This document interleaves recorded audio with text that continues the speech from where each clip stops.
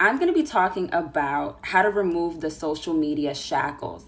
Yesterday, I went to an event and a lot of the speakers and a lot of the business owners that I was talking to all had the same comment. I'm over social media. Social media is exhausting. Your perspective was so refreshing. I'm so glad that, I'm not the only one that feels like social media is raggedy or ghetto, So on this episode of the podcast, I'm really going to cover how you need to think about social media and just some of the things that you need to consider in order to get out of the social media rat race. And I want to clear the air first and foremost.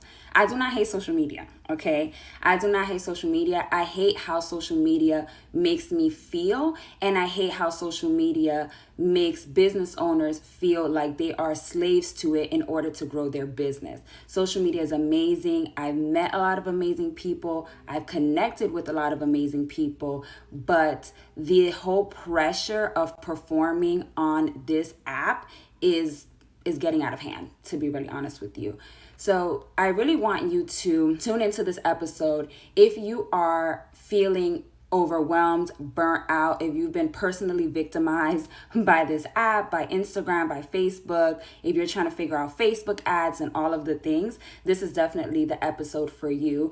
You probably have a voice in your head telling you that you need to do more. You probably want to stop feeling like you have to compete for attention, like you have to keep trying to fit in with all of the trends on this app and on social media and in digital marketing in order to be successful.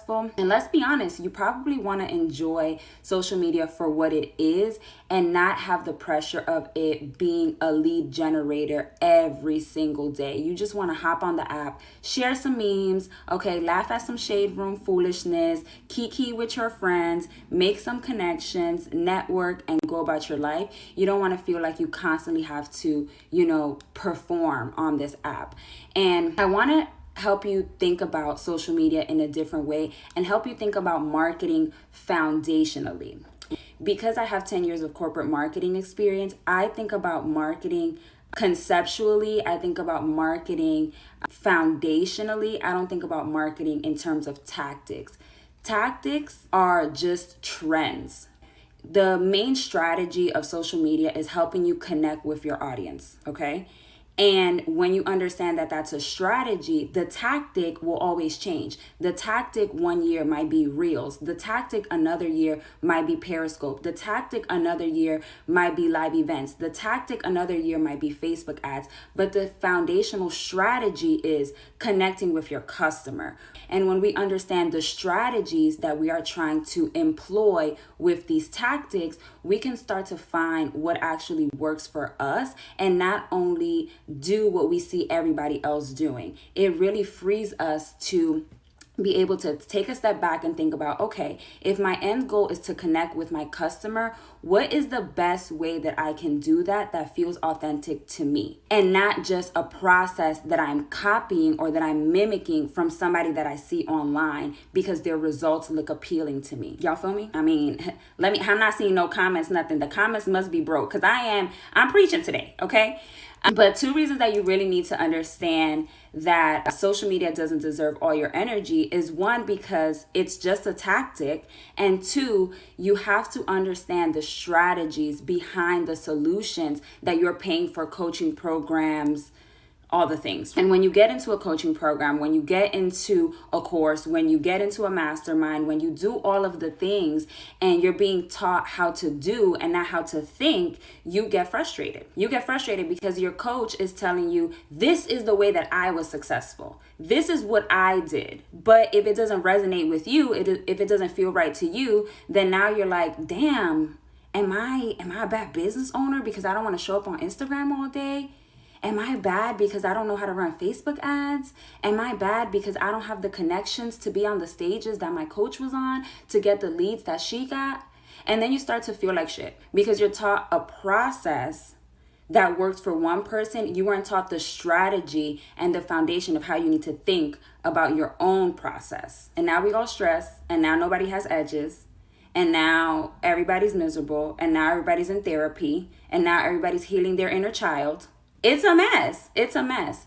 So I want to make it make sense for you, and I want you to understand why social media doesn't need to be the end all be all for your business to thrive or for your personal brand to grow.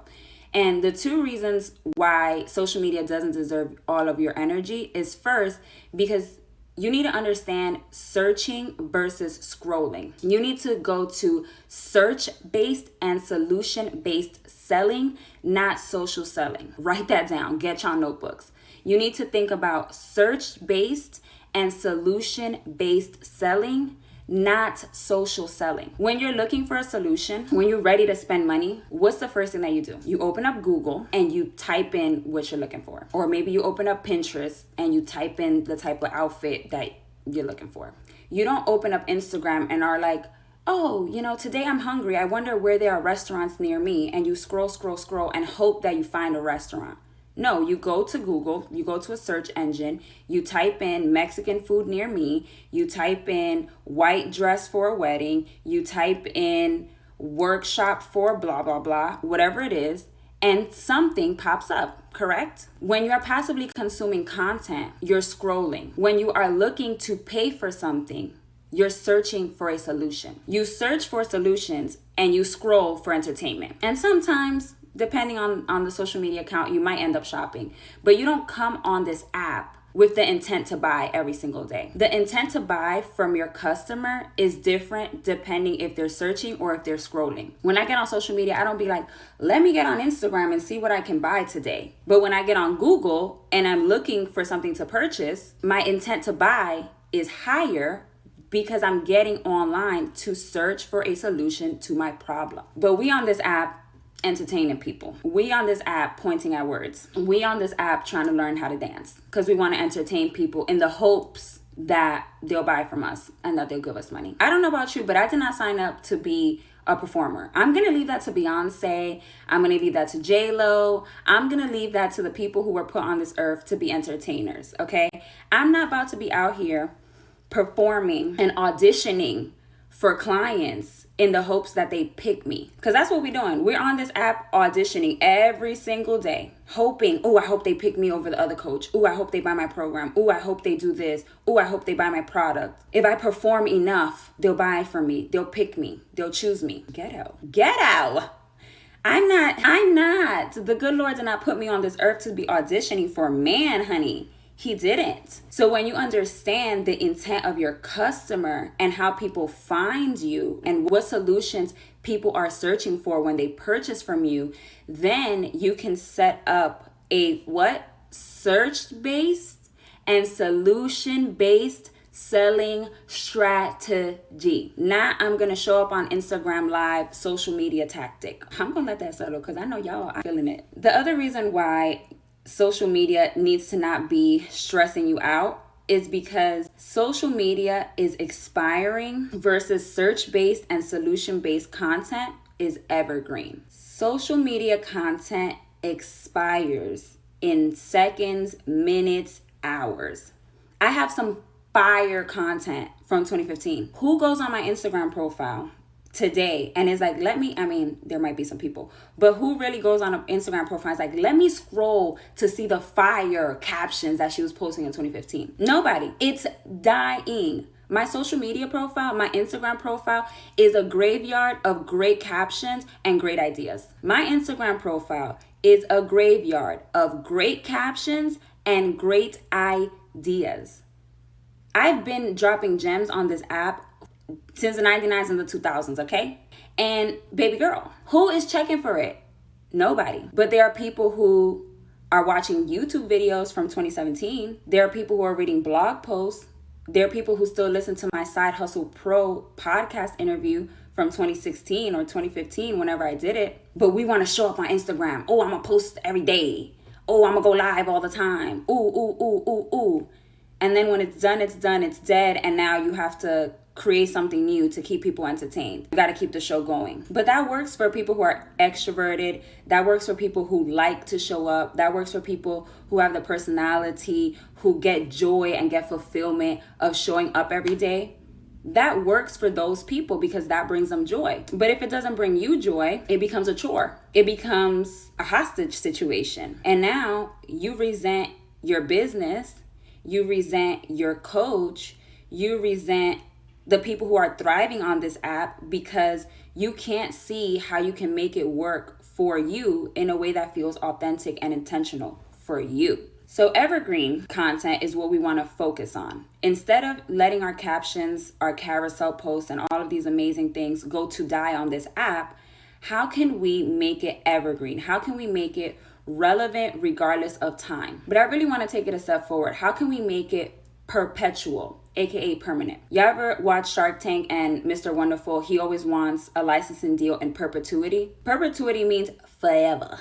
Okay. And when we focus on creating content that's evergreen, aka timeless, so relevant regardless of when people stumble upon it, and when we focus on creating content that's permanent, that doesn't just expire on our social media feed, that lives on a YouTube channel, that lives on a blog, that lives on a podcast, so when people search for the information, you come up. Now we give our content longevity. Now we give our content a life. Now we give our content purpose. Now your content has a job. When somebody calls, when somebody searches, it should show up. So regardless of whether you posted it in 2015 and 2012 and 2011, whenever, if it's optimized and if it's on the right platforms, then it should show up, correct? People will still be consuming it. I just want you to know that you deserve better and that your content and your thoughts and your expertise deserves better than a constant expiration date, okay? Ask people who have gone viral how hard they are working to go viral again. Because guess what? You went viral one time. Where the money resides. Memes go viral. Some people follow the accounts. Some people forget about them because the Shade Room is going to post something else the next day. So the people that go viral have to figure out a way to have longevity. The people that go viral have to find a way to go viral again. The people that go viral have to find a way to remain relevant. And when we approach our business and when we approach our marketing and when we approach our growth from a viral mentality, we're constantly going to be trying to find our next viral fix. We're constantly going to be trying to top what we did last week, what we did last month. Can we be funnier? Can we be better? Can we create another video?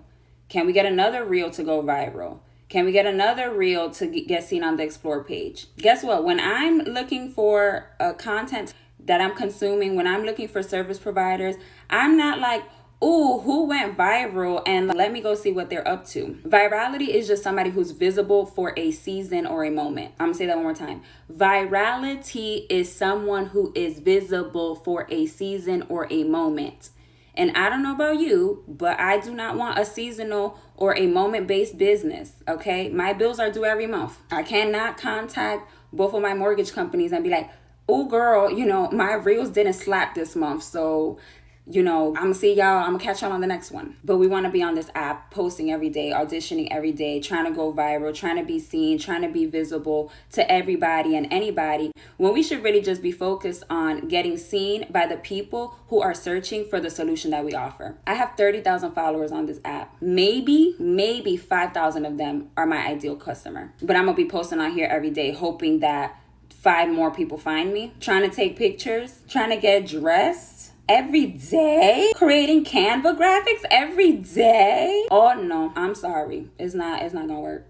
It's not gonna work. So consider some evergreen and permanent content options like YouTube, Pinterest, blogs, podcasts, and show up when it's needed most and when it's searched for, okay? You know why Instagram and Facebook and Twitter and all of them, it's called a timeline? Because you want somebody else's time. You are on somebody else's time. You are on a borrowed platform with borrowed eyes, hoping to get seen amongst the other thousands of followers or accounts that those people follow. I don't want to be on the timeline as much as I want to be in the search results when my customer is searching for results. So here's what to do. I'm going to give y'all some things to consider, some things to do.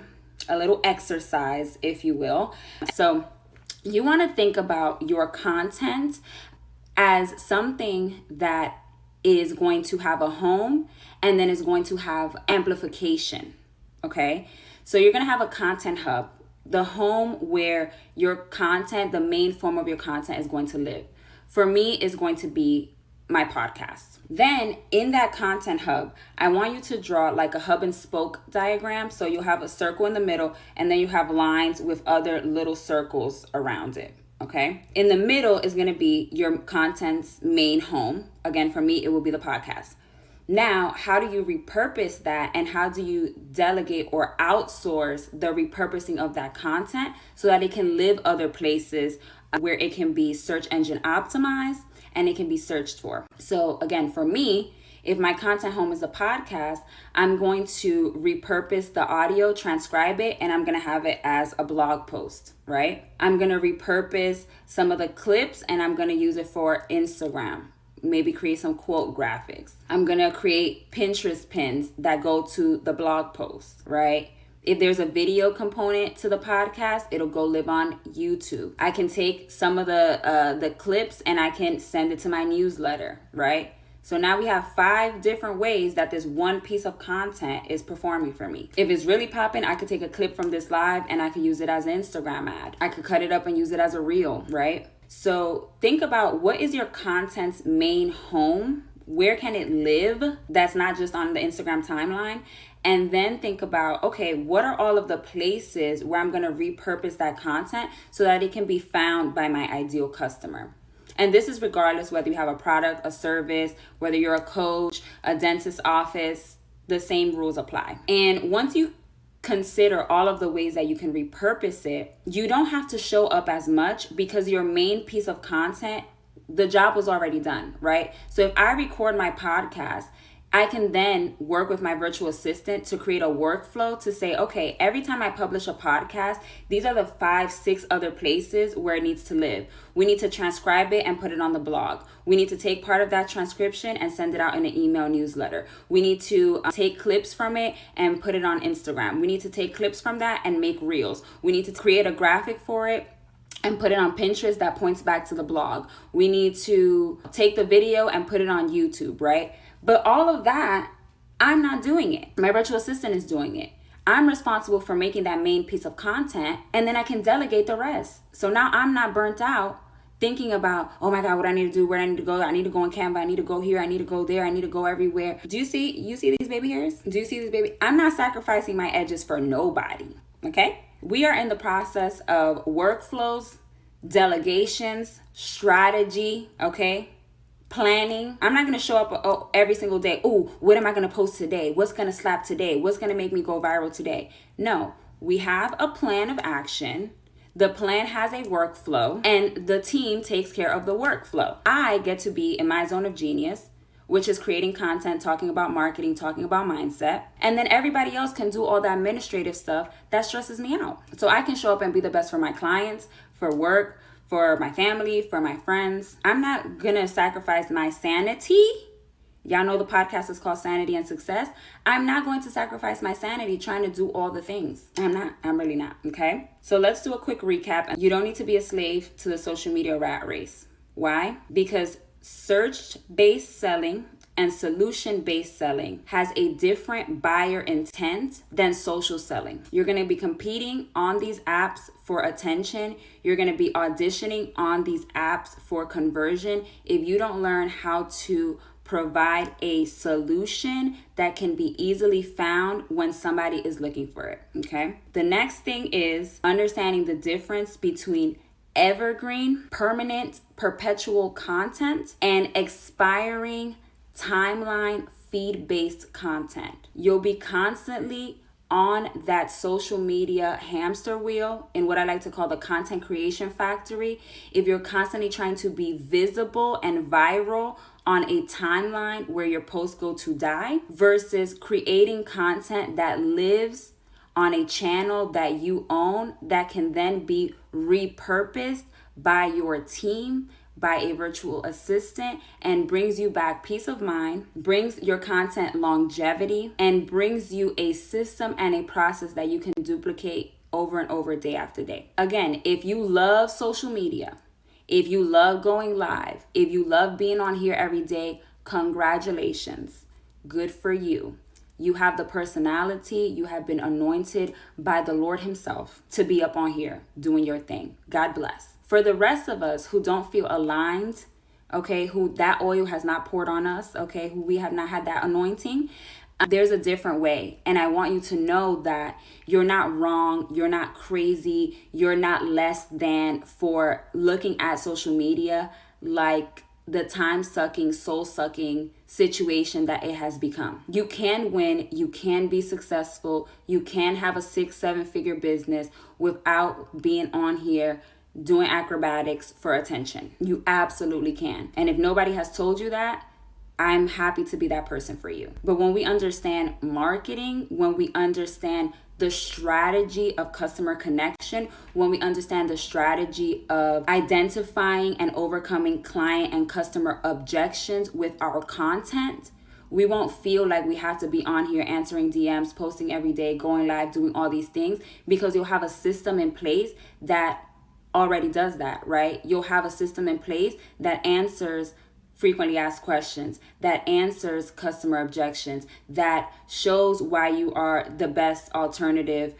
All of those things that we try to do on an ongoing kind of sporadic basis on this app, we can do in a way that's strategic with our customer journey and our customer buying cycle. But people aren't teaching that because a lot of people have just had success with posts and vibes.